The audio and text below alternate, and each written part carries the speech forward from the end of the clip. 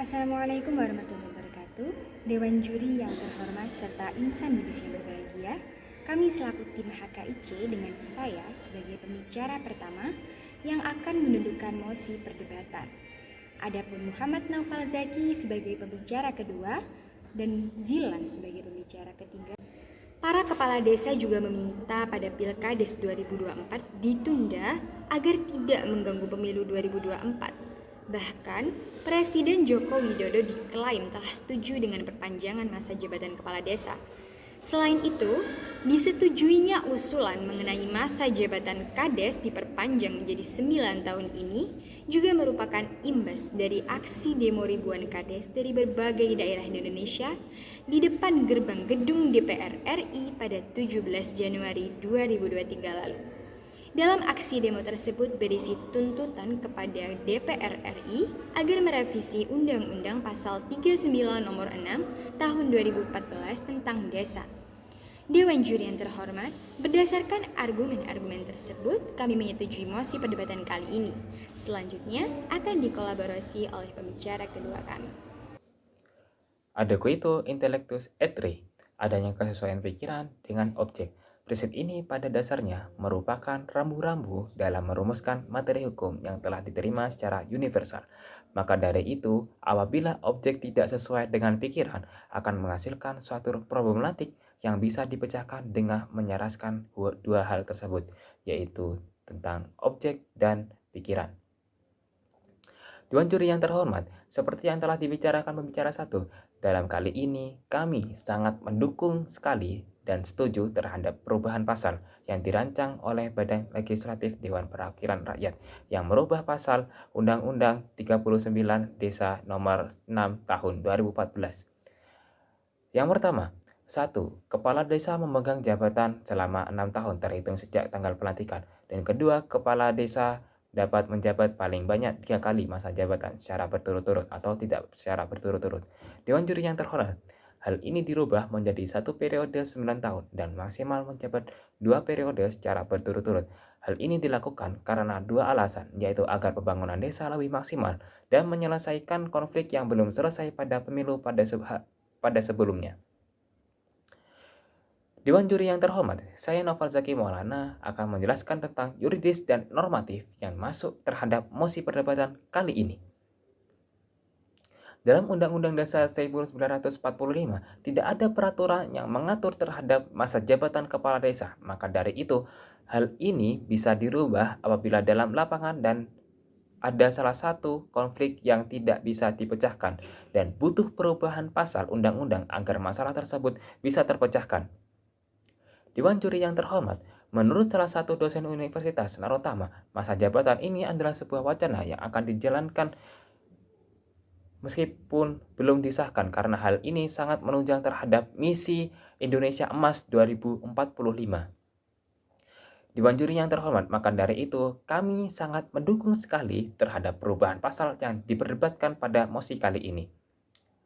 Menurut salah satu pakar hukum pada Sekolah Tinggi Ilmu Hukum di Sukabumi menyatakan akan perubahan pasal ini merupakan salah satu proker diadakannya Menteri Pembangunan Desa Tertinggal yang ada dalam Kabinet Jokowi.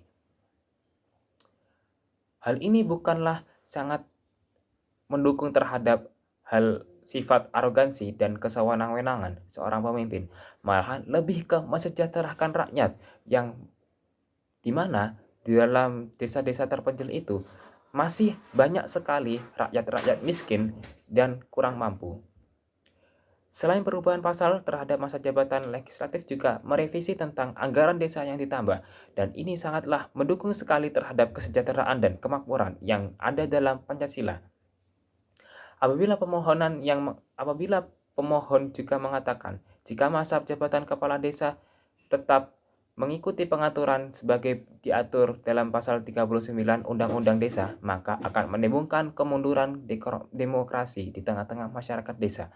Secara normatif, perubahan masa jabatan kepala desa 9 tahun ini sangatlah selaras dan relevan karena hal ini untuk menuju kesejahteraan rakyat dan mendukung kepada kemajuan Indonesia.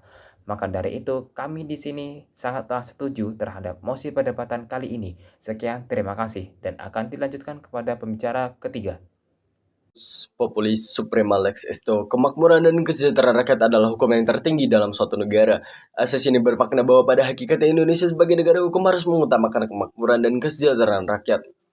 Dewan Juri yang terhormat, sebagaimana dijelaskan oleh pembicara 1 dan pembicara 2 tentang jabatan kepala desa yang mengalami perubahan masa jabatan, pemerintah melalui Kementerian Desa Pembangunan Daerah Tertinggal dan Transmigrasi mewacanakan perpanjangan masa jabatan kepala desa dari 6 menjadi 9 tahun didasari oleh dua hal, yaitu pertama, produktivitas kepala desa dengan masa jabatan 9 tahun, kepala desa memiliki waktu lebih banyak untuk mensejahterakan masyarakat dalam pembangunan desa lebih efektif. Perpanjangan masa jabatan bukan bentuk arogansi, tapi menyelesaikan konflik pasca pilkades. Perpanjangan masa jabatan kepala desa tetap dibatasi selama 18 tahun atau 2 periode. Kedua, meredam adanya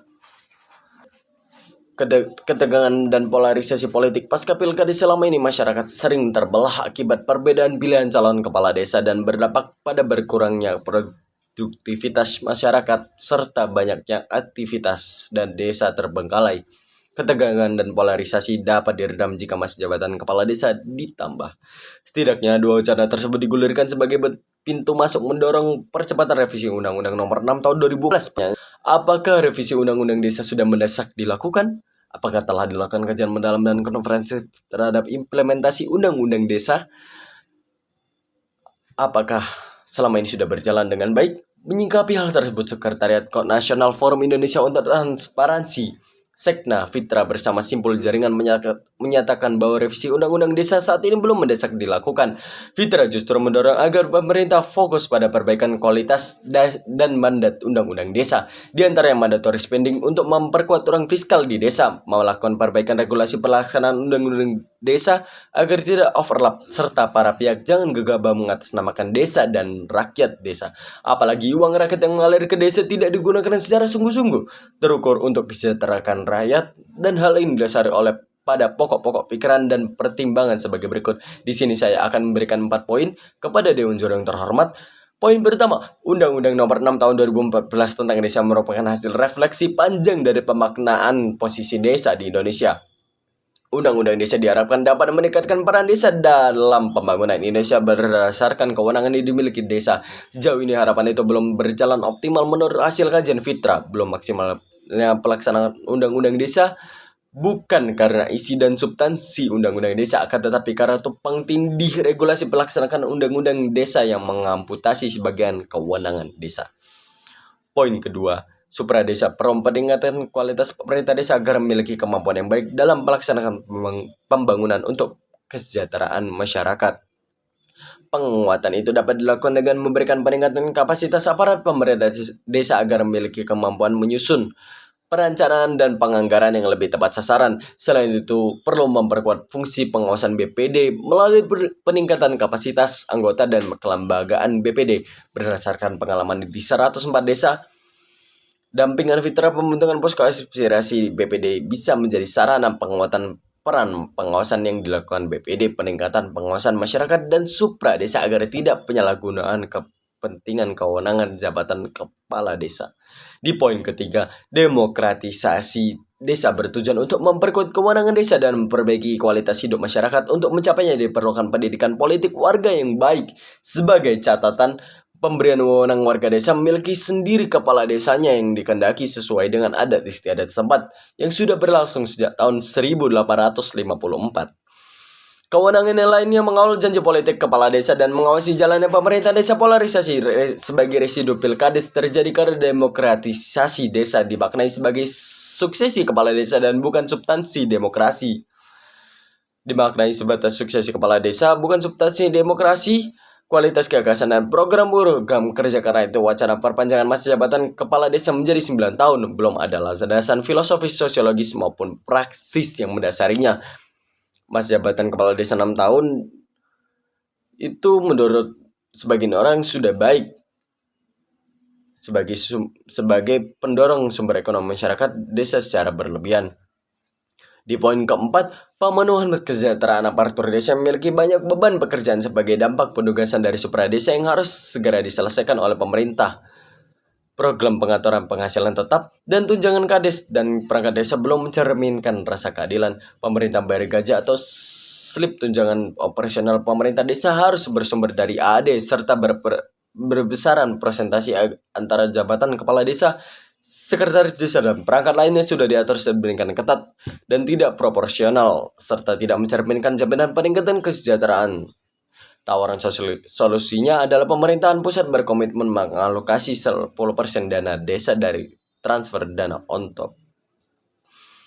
Pemerintahan desa menurut H.A.W. Wijaya dalam bukunya Otonomi Desa, pemerintah desa diartikan sebagai penyelenggaraan pemerintah desa merupakan sistem dari sistem penyelenggaraan pemerintah desa, sehingga desa memiliki kewenangan untuk mengatur dan mengurus kepentingan masyarakat. Kepala desa bertanggung jawab kepada Badan Permusyawaratan Desa atau BPD dan menyampaikan laporan pelaksanaan tersebut kepada Bupati. Dengan hal ini, kinerja kepala desa dapat dinilai langsung oleh bupati dan juga masyarakat. Apabila terjadi permasalahan ringan maupun berat, kepala desa dapat dipertanggungjawabkan atas jabatannya. Kepada Dewan Juri yang terhormat, dengan berbagai pertimbangan kami mendukung penuh mosi jabatan masa jabatan kepala desa 9 tahun dan percaya akan memenangkan perdebatan kita kali ini. Terima kasih.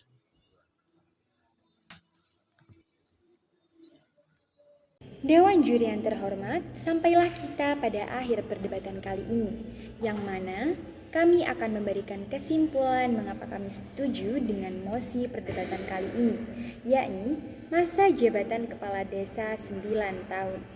Sebelumnya, izinkan kami memberikan inferensi mengenai mosi perdebatan kali ini. Perpanjangan masa jabatan kepala desa dari 6 menjadi 9 tahun yang didasari oleh produktivitas kepala desa selama masa jabatan tersebut, serta memadamkan ketegangan dan antipati politik pasca pilkades, akan berpengaruh besar secara positif terhadap pembentukan dan pembangunan masyarakat, serta meningkatkan produktivitas masyarakat, yang mana sesuai dengan Undang-Undang Nomor 6 Tahun 2014 yang menjelaskan tentang undang-undang desa yang diharapkan dapat meningkatkan peran desa dalam pembangunan Indonesia berdasarkan kewenangan ini. Dari sini kita juga tahu bahwa perpanjangan masa jabatan mampu menekan konflik yang muncul saat pilkada, yang mana faktanya konflik polarisasi pilkades nyaris terjadi di seluruh desa. Pembangunan pun bisa jadi terhambat dengan adanya konflik pilkades tersebut. Konflik tersebut lebih mudah diredam jika masa jabatan kepala desa diperpanjang hingga 9 tahun. Usulan penambahan masa jabatan ini disampaikan setelah Abdul Halim bertemu pakar ilmu di UGM pada Mei 2022. Dalam pertemuan itu, formulasi juga berubah dengan batas maksimal jabatan kepala desa sampai 18 tahun. Berdasarkan hal tersebutlah kami setuju pada masa jabatan kepala desa 9 tahun. Sekian dan terima kasih.